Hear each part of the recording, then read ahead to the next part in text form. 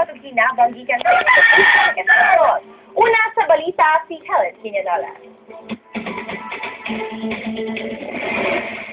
Gitang utingkay ni Tomas Bacuray ang mga butang nga mamahimo pa kuno niya mapahimuslan o mabaligya sa iyang naugdaw nga panimalay sa barangay Agdao Proper, Agdao District.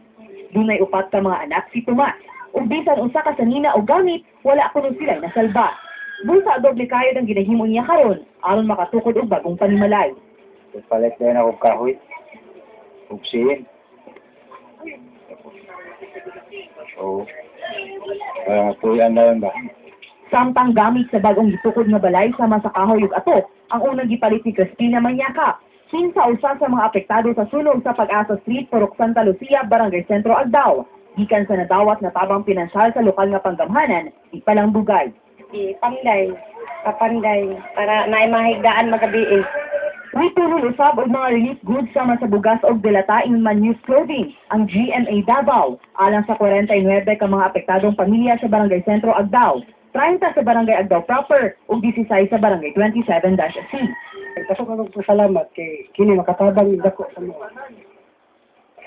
Isa po, po may trabaho na kay hurot naman po kinabuhian. This calamity nga may tapos to ang mga din nga naigo mig sunog. Dako na ng tabang, no? Gikan sa GMA ang bugas og kining mga used clothing nga ginahatag ihatag ninyo dinhi sa mga karon. Dako diya mong pasalamat sa ila kay siyempre na maganing among na sunugan diri na kinahanglan jud nila tabang. At least dako among pasalamat jud sa ila sa sudan.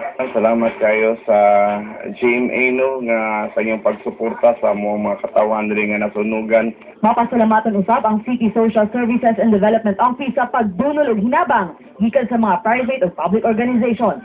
So we are very happy sa City Government of Davao ug sa CSSDO sa patabang at sa patuloy na tulong na nanggaling sa mga tao or even sa mga agencies na nagatabang din sa atong mga fire victims.